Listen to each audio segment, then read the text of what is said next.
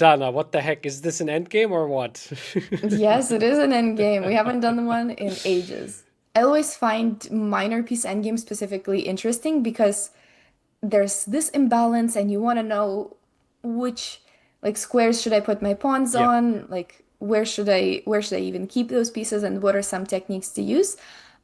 So here too, it will always depend on the position like it does in every endgame, but there's a few rules to know and kind of try to employ and make this endgame understanding easier because it's not easy for anybody to understand endgames. Even top players make mistakes in Yeah. it all the time.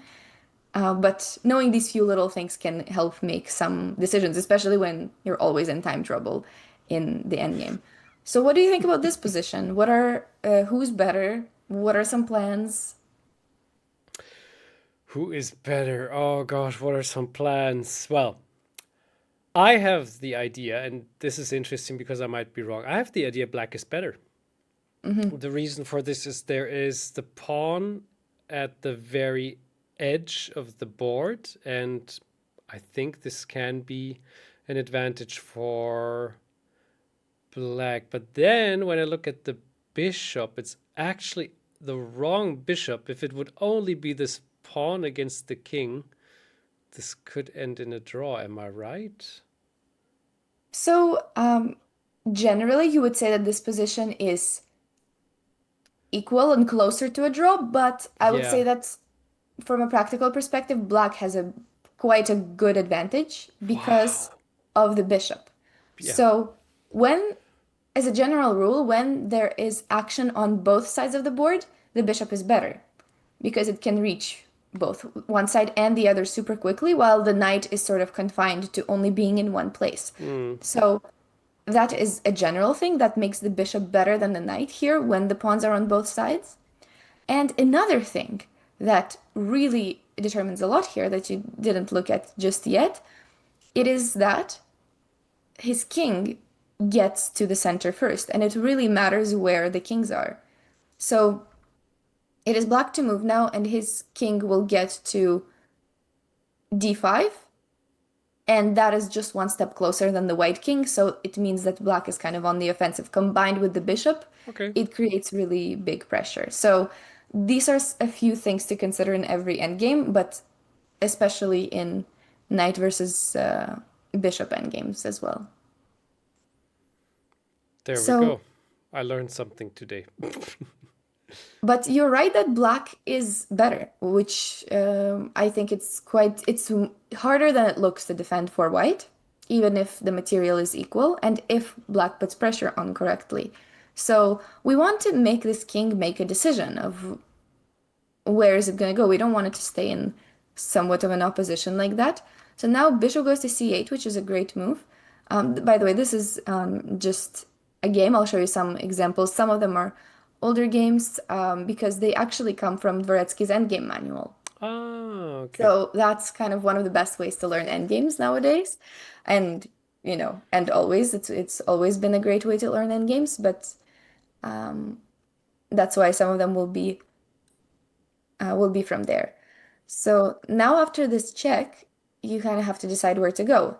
And if the king goes here, it's very it's very deadly to leave the bishop with an outside passed pawn Yeah. because basically the knight just doesn't make it in time, or if it does, it's not stable and it's not going to be able to stop pawns like the a pawn.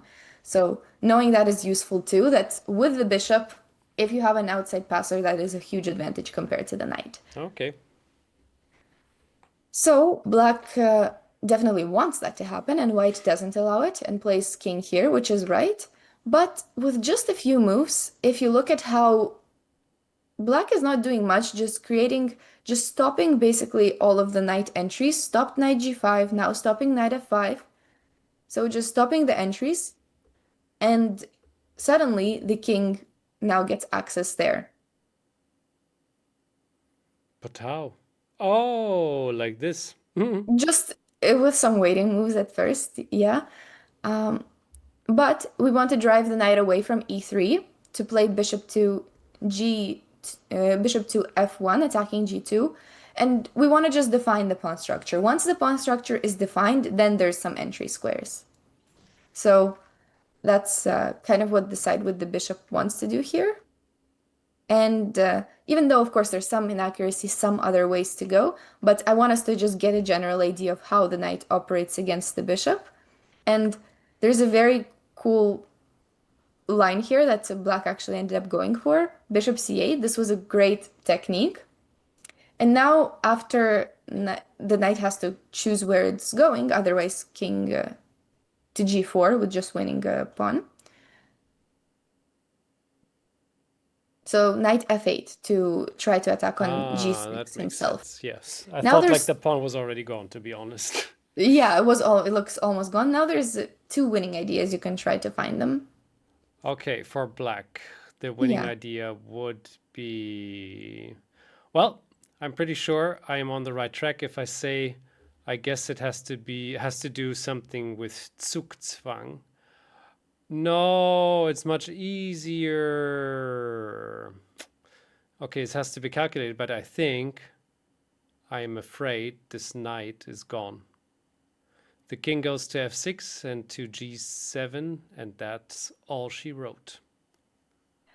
I mean, there's still some hope for the knight. It Oh, can did go I miss something? h7 and g5.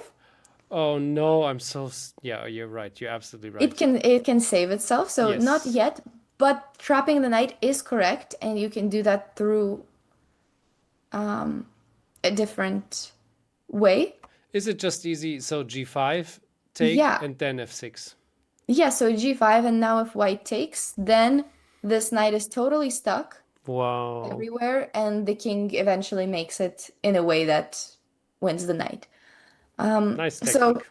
that was a very good technique, and there another winning solution was a bit longer. It was to play through sort of exchanging that pawn, but then this bishop gets over here and protects this pawn while the king Oh, gets okay. the other pawns. This one So, is just wow. slightly longer.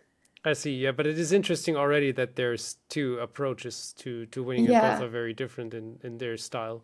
yeah. So g3 was kind of forced by white if they don't want to lose the knight Yeah. immediately, but that is still losing that pawn eventually. So there was no escape there. And once again, once the knight is left alone to battle with a passed pawn, it's very, very hard for the knight to do so. So that was the end of that game. So Interesting. that's one example where the bishop is better than the knight, even though it might not have looked so bad Yeah, when we first looked at the position here and the knight looks dominating over the bishop. But that's one thing to know of long term and to how to compare these two pieces sometimes, depending on the pawn structure. very nice. Next one. I'm curious. Okay. Okay. The next ones will, some of them will be shorter. Sure. So we'll see this from both sides, this position. This is Karpov playing with white and Sokolov playing with black, not the Sokolov that Yes, we I would just know wanted to now. say not Ivan, but Different one. Andre. Yeah. Yeah. So which pawn should black take? Oh, such a good. So it's black's move. Yeah. Yeah, and that kind of reveals some principles here. Well, we have the. This is super interesting. So my head. This is why endgames are not good for intuition, because yeah, my head was like, oh no, we have to get rid of this dangerous a pawn. We just learned that the a pawn is already has like some advantages, but the challenge is to keep the knight, because of course the bishop is taking space away with c3 and b2, and as soon as the king comes closer, the knight has a big problem. I think maybe we have to do a waiting move again once, maybe something to get rid of this b pawn, but I think if the knight takes on a4, it's a trap. So I would take on e4. Okay, that's Oh probably no. exactly what the guy thought as well. And knight e4 ends up being a losing move while knight a4 is the right solution. So, okay, it's Oh. it's very tough to decide between these two options. And basically, the rule is that when you are the one playing with the knight over the bishop, you want the game to be more narrow. You don't want it to take place on both sides of the board. So if you take on e4, there's still stuff happening on one side. There's still this a pawn happening on this side. So if you ever lose this pawn, you're gonna have like that knight is not going to be able to deal with that pawn super well, which is something we talked about before too. But if we take on a4, then that, of course, these two pawns look scary connected, but it's narrower field of action, and the knight is going to be much better at attacking these pawns and Huh. at defending against these passers. I This is such a nice rule. I mean, it never always applies, but it Yeah. applies often enough. That's the thing to keep in mind. But this is something which, yeah, it's a golden rule. As also you taught me once upon a time that it is very good to, if you have rooks in the end game, to sometimes push them as far away as possible and give checks to the king to survive and keep it a draw. This helped me in numerous end games so far. So Wow. I learned something new again here. Yeah, that's great to hear. Yes, But it yeah, is. you're also totally right that it's never always going to apply to every situation. That's why endgames are so tough because Yeah, no matter how many rules you know, it's still going to exactly. be Exceptions are very, there. very precise. But it's nice. It feels better at least to know them.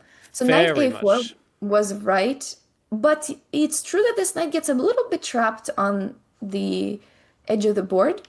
And the point here is that you can play, you mentioned this, that's king b5 maybe, and this knight gets trapped. But the point here that was actually very difficult to know, but important to calculate, is that this is a draw Okay. because we are threatening to play g5 and trade everything in. And basically, our king is slightly closer, so it's going to get all of the pawns. G5. What? G5? Does that really work? That's no. If they take, If they don't okay, take. maybe not, because white stopped g5. Okay, but yeah. Oh, the endgame disasters again. I mean, so So not always, okay, here's the thing. Not always like right away, like you would have played g5, but imagine this situation because this is actually what happened. Um, if the pawn is here and then the king is here, we can even like we can afford to sometimes even give up some pawns if we get some g5 in. So the situation is like if black is forced to t if white is forced to take, then like that. sure. That But makes yeah, you're sense. right. The way I made it sound is not right because if you ever get f5 in, then it's a protected passer, and that's not always looking good. Yes. But there's also this one. So I'm actually not sure who gets there first. I feel like black. So Yes, okay, okay. And if you okay, I think about it, was I'm actually like I I feel hate like that. I hate g5. endgames. I feel like g5 like is actually working, You're but right. You're right. you I need to didn't think calculate some about stuff. this. Yeah. Oh, oh And dear. but what I meant initially is that you like threaten g5, and then if white pushes e5, which they have to do at some point, Yeah, that is then very we're good. going to, there would have been there if this pawn was not here, then we would have had g5 in, and we can just take and then take that pawn, Hmm. but not when h4 is there. Okay, the arrows went crazy, but yeah, this is kind of a Zugzwang, and this one is a draw. Yeah, yeah, I can follow it now. I hope you at home too. I mean, the notation is in the article anyway, but yeah. Yeah. So that, yeah, those arrows make a lot of sense now because, yes, there's probably a chance if we want to play this out. I'm pretty sure at one point g3 will be played, and if white tries to take, we do not take back. Instead, we go to h3 and we're quicker. Yeah. So that was all very complicated with knight a4 being there, and that doesn't apply to the general rule. That comes from understanding that endgame as well. But that's how, if you know the rule, then you calculate, then that's kind of the perfect middle, if we can do both. Not always possible, but knight e4 is what happened in the actual game. And after Yeah, this, I want to see how this went wrong now as well. he tries now knight c5 Hmm. to get rid of one of the pawns. And Now is it just a5? maybe what he was counting on in the game was bishop to d4. And then Yeah, he has this really nice trick there we have it. Yeah. with this that is actually a draw. It doesn't look like it should be, but it is. It So if this, then basically we get to just we get to just have this endgame, which looks a bit weird, but it's a draw because the pawns are enough to keep the bishop there. Okay, if white is not careful, maybe you can even win, but not exactly. really. That's a bit too much. So that one is a draw. And if bishop here, then g5. Important Yes. point that makes this a draw. Um, so yeah, so definitely black needs to get rid of one of the pawns. Wow. But instead he plays bishop f8, which might come as a shock because now this is not a draw because there is no g5.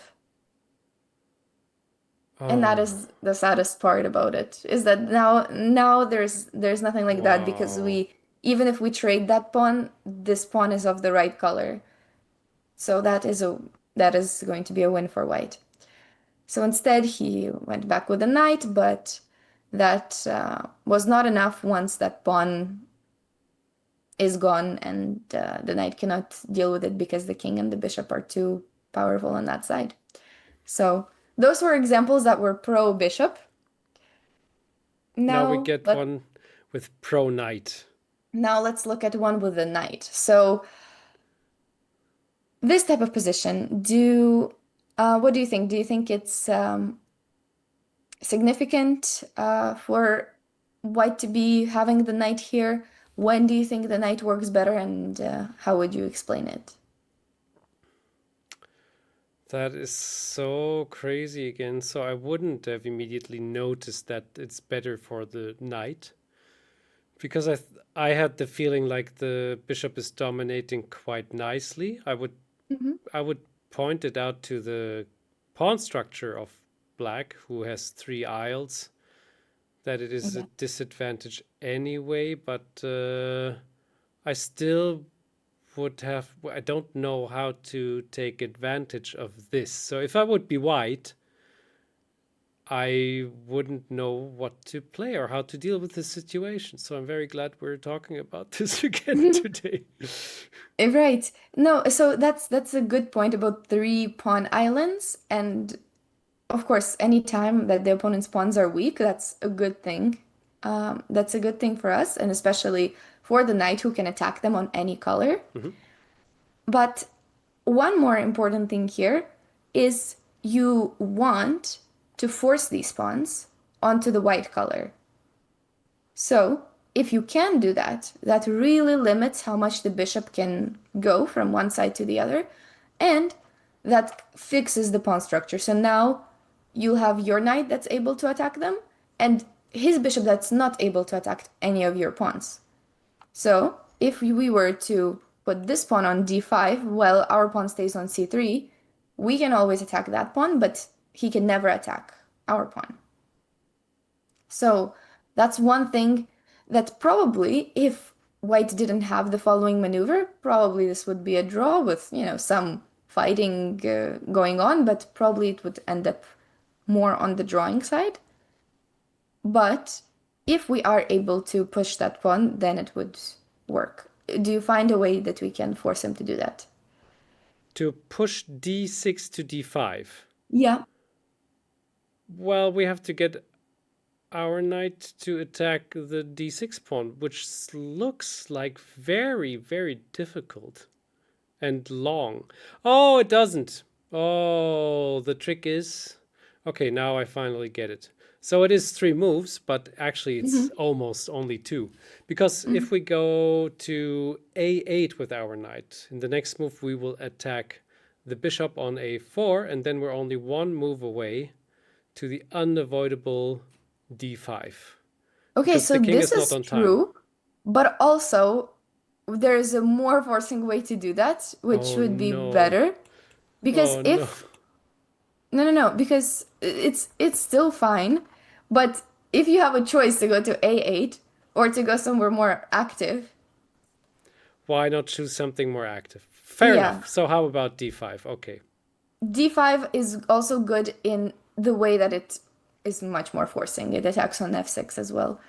But good. the idea is there. Now you play knight B6, and the bishop cannot go to D7 to protect from knight C8. So now this pawn gets forced onto the D5 square. Okay. So that's kind of one of these principles that might not look like a big deal because nobody lost material, but if if you want to play these endgames like more technically, then you kind of this is another thing is that you want to fix this pawn on the light square if it ever goes there. You Okay. want it to stay there, and you want our pawns to stay on the dark squares.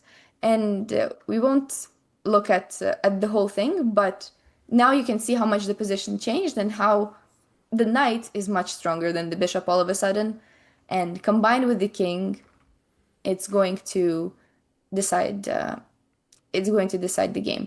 So here, black actually just ended up blundering with knight d4, but regardless of that, our king, if that doesn't happen, then the king comes into f4, sees which pawn it wants to attack, and basically one of the pawns gets lost, either h5, d5, or maybe even, I don't know, maybe even the other pawns eventually. Ooh. So there is, I mean, these cases are rare in general, as we Mhm. have established. A bishop often has a little better options because it's just has more space after all. And it is often a good way to try to get a draw or achieve a draw with the knight to narrow the field down whenever possible. In Mhm. this case, just as a stupid example, if you ever have a chance to take either h5 or d5, well, they're both kind of narrow, but Mhm. d5 would be probably the better choice. Or, I mean, it doesn't But matter, right? we don't want to like we want to win it. We don't want to just like trade In that this case, yes. In into a this case, we weakness. want to Yeah. win it. And in this case, it is that one of the systems is to try to lure the black pawns onto the white squares so we can attack them better Yeah. because we overload the bishop. Yeah. Exactly. Is this good summarization a little? Yes, yes, it's a good summarization. Here it's less about the narrowing because I would say this Yes, is already more narrow than before. If the pawns were on a3 and b5, then I think the knight would have more trouble that's a attacking better them. example. Yeah, Absolutely. that's true. But that was great. We have one more So example. Nice. Okay. one more. I actually there's this one. It's a bit more complicated, and then there's a fun one in the Okay. end. Let's see. So So, this is a position. This is actually Karpov against Kasparov. So two titans. Here, White's task is more complicated. White has the knight, and this is going to be one of those positions where on the side with the knight. Surprisingly, right? Would you have considered that the knight is better here, or based on what we know already? definitely not better, no. But oh well, okay. So here, okay, so this is what I know from middle games at least. Mm-hmm. And probably comes in handy too. So here this game is from a pawn structure way, it's a little bit more close, especially on the left side. This is always an advantage for white. Also, the pawns are on black squares, so they cannot be attacked anyway. So if the Mm-hmm. knight manages to, I don't know, get to c5 at one point, this might come in very handy. So I can imagine that white has some good counterplay here. Yeah, exactly. So you combine the previous rule with also a new rule. The previous rule is that the pawns are on the color that we want them to be as white, Mhm. opposite color of the bishop. He cannot attack them, but our knight can attack the opponents. And the second rule that we haven't talked about yet, but you're right, this is a closed position. So the knight is the one that has more opportunities than the bishop does. Mhm. So yeah, this is true, and that's kind of also introducing a new rule that we know from middle games.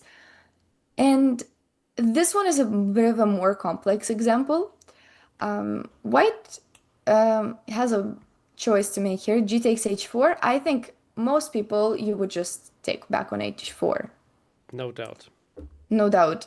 And but he comes up with something else. Can you try to guess what he came up with and why? I guess g4 because perhaps h4 will not run away anyway. We will go to Hmm. g2, h3, and take this pawn. There's no way to advance it. So not quite. Damn it. It's a bit it's a bit different than Okay. that. Okay. So what could else um what else could it be though? Oh, okay. So there's an interesting idea now. Okay, what about f4 with the plan to go f5 and like close the bishop in? Okay, Very no, that creative. kind of makes sense, and then you just want to pick up the pawns and go around. Okay. It's not it still. Damn. It's still not it, but basically it's a very weird move if looking at it initially. So let's look at just taking first. This is fine, right? Everything is okay, and it's probably going to be like quite equal. But let's see for what's wrong with this first. Nothing wrong with it, but if you want to win and you're Karpov, I Yeah. guess you find that you don't want it. But basically, the knight can get to good positions. It can do that. But also the king only has one way to go, which is f4, and then it's stuck. There's no entry at all, and even though black is a bit cramped, but he has enough moves to make Uh-huh. to survive. So he's not going to let this pass. So now if this pawn was not there and our king was on g3, then we also have an entry point through h4. And that's his exact point for not taking, but instead playing knight to g2. So he wants to force black to take, and now even though he's down a pawn, but there's an extra entry for that king to go through that side.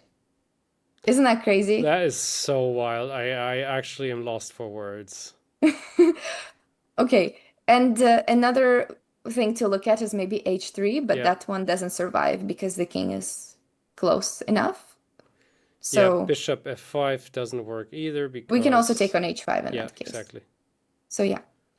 But knight g2 is a completely crazy move, and it makes sense once you explain it, but finding it yourself is very, very Yeah. hard. So in the game, it continued with the king coming to f5 and giving up that pawn on h5. So black didn't just want to wait around and Yeah. do nothing like we saw in that example. Here it would not have worked because the king invades. So instead gives away that pawn, and now the king very gladly uses that route to go in. Oh, There's but some, what about the f pawn? yeah, he gives it away, so he didn't have to. There were other ways to play Aha, as aha. well, but a situation like this is winning because of that super narrow battlefield, like we said, benefits the knight. The pawns are on the wrong color, and True. eventually the knight and the king together will win some of these pawns. Yeah, the So the king was not able to go to e6 because the knight is in the way, and then e7 the knight just simply takes on d5 and it's over. So, yeah, yeah. So it's just a long-term type of thing that, hmm. white will lead to the end. King e7 is very good though, and it's kind of Wow. confusing which pawn to go after. It was better for him to go for that pawn through knight h5, but it has some complicated lines. So we'll just, even though there were some inaccuracies made here, it's still a very instructive um, What an end game game. of how to play, and basically black's pawns fell, and it was enough for Oh. white to just solidify, keep these extras, and eventually won. There's, of course, it's Karpov and Kasparov. They're gonna play it out until the end, try everything that's possible, Hmm. but eventually too many pawns. So Fantastic. yeah, there's definitely more things to look at in this example. Like knight h5 was a super cool line. There were other variations to look at too. But I think the most important thing to take away from it is those rules that we've already learned being Yeah. applied in action. And yeah, just seeing this really interesting idea of how sometimes a passageway for the king is even more important than keeping a pawn, yeah, which was very surprising to me as It well. is. So last one, this one is very quick, but this one is more for fun. I Okay. don't know it's if you've ever seen it before, but it's a funny way of knight versus bishop example. What would you play for white? What would I play for white? Well, if I can get my knight to g7. No, it doesn't help. Oof, what would I play for white? Uh, wait, we want to win. I mean, Yeah, we want to win. yeah, so knight g4, knight h6. It's not fun, but I guess I can get the pawn, but the king will go, it will be quick enough to get our pawn too. Yeah, that's true as So well. there must be something different. What could it be? What could it be? Okay, check on c6, knight e7. Bishop h7. Bishop h7, and then our king comes in. No, I don't see that happening. And yeah, and the problem for this as well is that if the king just starts coming in with this, then the black king is also fast enough. Oops. Okay. So that one is also not working. So the only way to not to win this is to make sure that that bishop doesn't escape from g8. Okay, so how can we make that happen? Well, so no, it's also not working. How?